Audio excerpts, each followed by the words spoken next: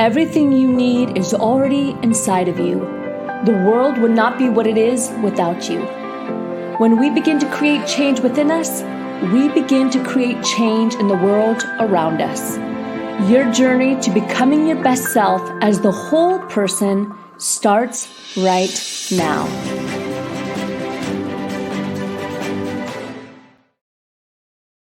Hello, welcome to the Become Your Best podcast and webinar series. I'm your host, Lauren Sweeney, and I'm very excited about our conversation today. We get to talk about branding. We get to talk about being an authentic brand that goes with your message. Let me introduce our guest, and whether you're listening in maybe your car or on the way to work, or you're watching us live on our Facebook page, we are excited that you're here today. Well, Jessica Krewson is no stranger to the branding world. She is the owner and CEO of DESIGNKREW Inc. And it's a branding and digital marketing agency here near us in Los Angeles, California. Her mission is to manifest powerful personal brands into a tangible, beautiful, profitable reality. You guys, she has over 14 years of experience and takes the visions and dreams of powerful female entrepreneurs and develops them into strong and allied personal brands. Well, let's bring her on. We're so excited to have her. Jessica, welcome to our podcast. Thank you. Thank you for such a beautiful intro. And I'm so happy to be here and tell you all the good brand things. I love it. So tell me how you first started out and how your business has kind of shifted and just what you love about it. Oh, so good. So like you mentioned, I've been up to this for a little over 14 years now. And, I started in like graphics and design and, worked for a yoga magazine and then started my own business. I was like, I want to do this all on my own. I got that entrepreneurial itch and I just flew with it. And so I started more on the aesthetic side of things, but I had a degree in business marketing. And I always had a love of both sides, both the visual and, the marketing strategy behind it. So I call it my zero moment. I had zero clients, zero, cash flow, and zero idea what I was going to do. But I just knew I had to do this on my own. And I grew the business from there and was able to launch a design studio and then transition that into more of a brand focus because I found how significant building that foundational piece of your brand is in developing a long-term strategy for businesses. So a lot of people want to skip over that part.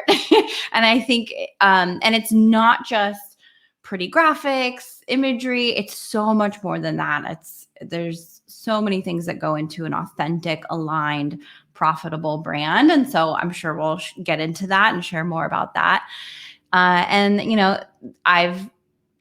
have like a global agency. Basically, I work with clients all over the world. My team is all over the world as well.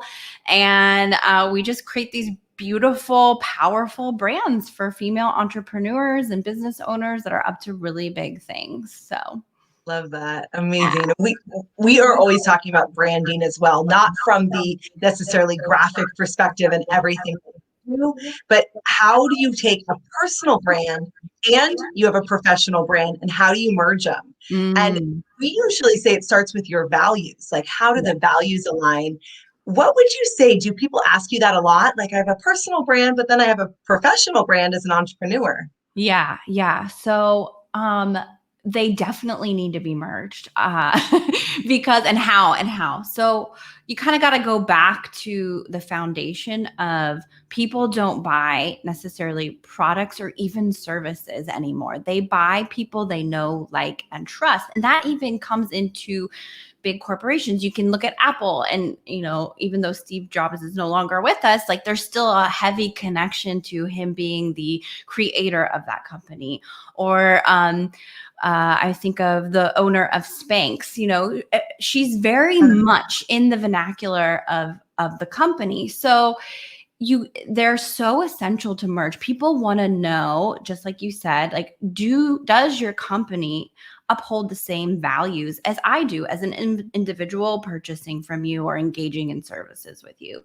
So to figure out what those brand values are and represent them, and like, to me, they're not even separate anymore, the personal brand and the professional brand. You need to tell the story. You need to tell the story about how the business came to be. And more often than not, even if you're selling a product, there was a need that needed to be fulfilled, either within you or someone in your close circle had a need that wasn't being met, and you created this company from something of that nature, or it was a deep passion of yours. And all of those things need to be shared within your brand story. And that's what starts to pull the professional and personal brand together. So, I mean, it really is foundational. And the idea of storytelling is nothing new. It's been around since, we could speak to one another, and even probably before that through drawings, right?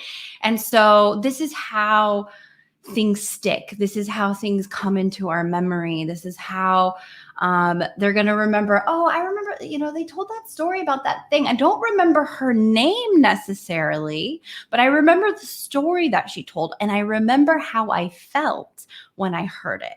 And so again, pulling that story, that personal touch into everything that you do to, share about what you're up to and the services and the products you provide is so key to kind of shifting through the noise and allowing people to remember who and what you are.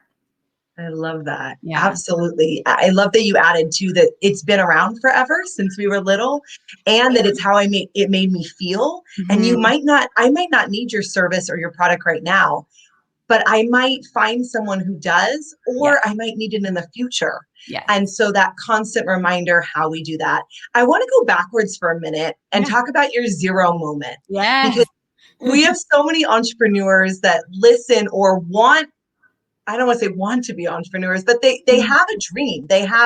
Maybe they're in a corporate job and they have this passion project and they're like, do I take the leap because I'm at a zero moment? Yes. What advice would you give someone who's literally at that zero moment? I love this question. This is like one of my favorite questions because one, I want to validate that if you have a dream, if you have an aspiration inside of you, it's not an accident. Like your little antennae were up and you're like, you got the message, right? And you got the dream, and then they call it the entrepreneurial seizure in the E-Myth. You got that, like that happened for you, and to trust it. So first I want to validate that piece. It's no accident that dream landed in you because you have what is needed in order to fulfill upon it. Then when the little fear bubbles come up, like, oh my God, how do I take the leap? I have this 9 to 5. The advice I would give is number one, trust. Number two, I took the leap outright. I was like, I'm done. Let's go. Maybe there could have been a little more planning. And I'm a very practical person. Like, I do love to have all my ducks in a row before I do anything. But I felt the nudge and I trusted it. So I would say, like, just start. It doesn't have to be perfect. Progress over perfection. Just start putting your feelers out. Take one. I always say, like, good business and good branding is like one baby step in front of the other. And there's no like perfect time to start. There's no like all, the stars are aligned, everything's ready to go. Like, it never works that way. And you have to go with, I don't want to use the word impulse because that almost feels not secure, but like, you got to go with the rush and the inspiration of it because there's a reason that it landed on you. And even in that zero moment, you know what? You're resourceful. You're going to figure it out. And it's those bootstrap moments. It's those moments where you're like, I'm lit up. I'm feeling passionate. I got to go. I got to do this thing, that you'll start to open up to see opportunities. And all it takes is one next step. And in that moment, just to explain my own story, I got one client, and that one client introduced me to someone else that funneled me to, 3 other clients, and then allow it to snowball. But if I had never started, I never would have known. I never would have taken the leap. I never would have seen like how this thing could build over time. Just one baby step in front of the other.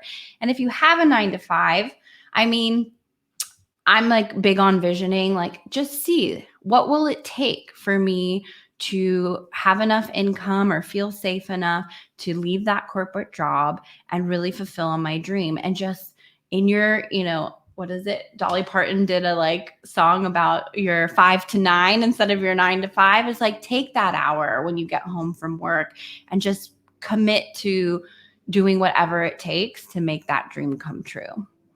Oh, I love that. And then you can go from that zero moment to later on, remembering where we started and how we got started. Mm-hmm. Let's go talk about branding and common mistakes you see. So let's say you're scrolling through your Instagram, you're scrolling through something, they're not your client yet, and you're like, oh dear, wow, if only they knew. What are some common mistakes people make with branding? Oh, so good. Well, I think there's a fear of being visible for a lot of people, and I can totally relate to that. I like self-proclaimed introvert, always was behind the scenes of my clients. And I think it's when you really trust and believe in the value that you're providing.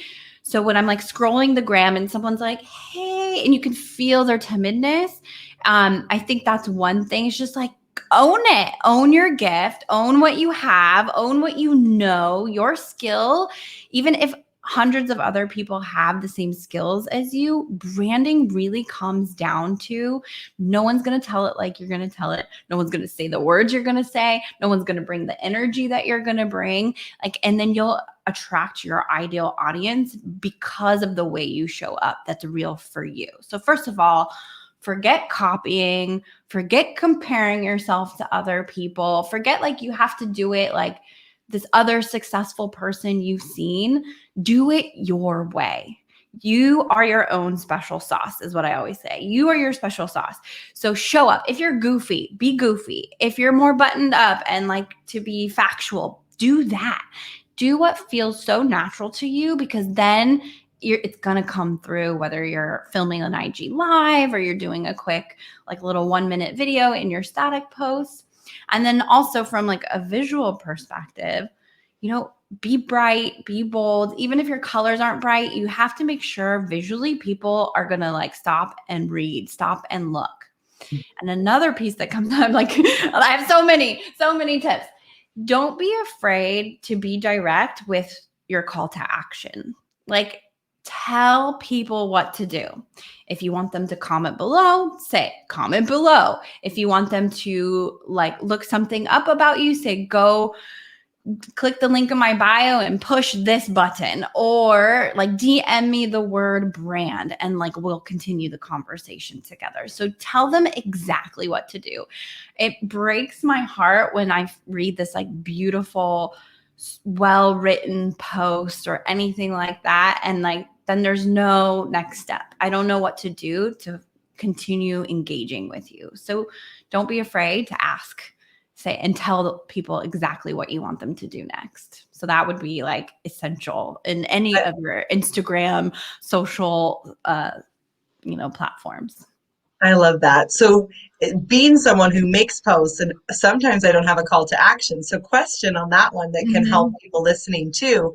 Do you want to know next steps every post, or does that feel too spammy? Yeah. Not every post. I would say not every post, but I would say I would give you like a 20% ratio. If you're posting 5 times a week, definitely at least one, most likely even 2.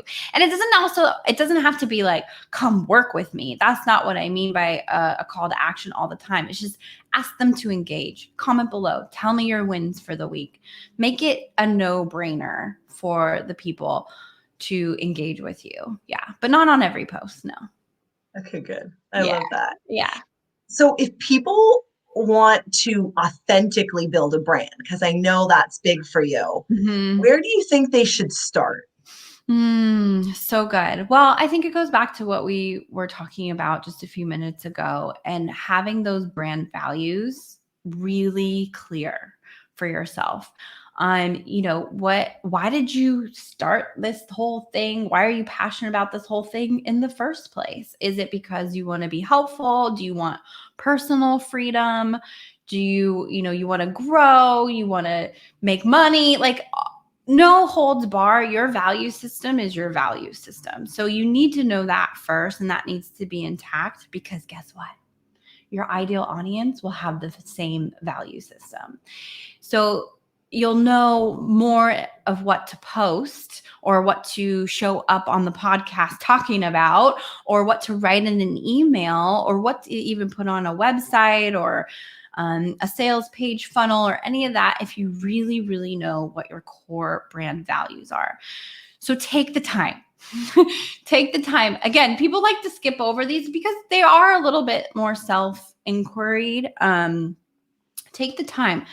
Go Google what values list on the interwebs, and look at a whole list of values and start to whittle it down to about 5 is what I would suggest.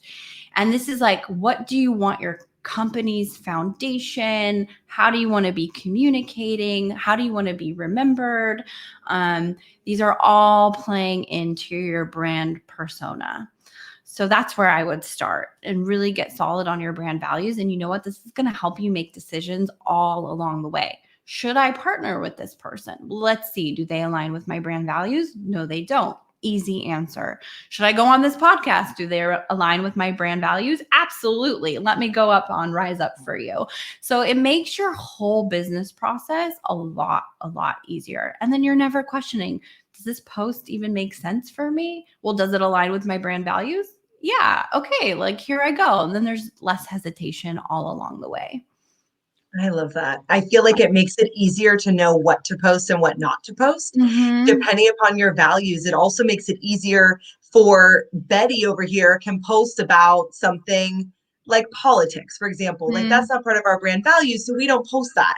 Same. But yeah, I get it. maybe John's business, it does align. And so he does post it. Like, Mm-hmm. then you know where to go and where not. And it's not confusing for the audience. Exactly. They're not wondering, why is she posting about how to garden when she does branding? Like, that's right.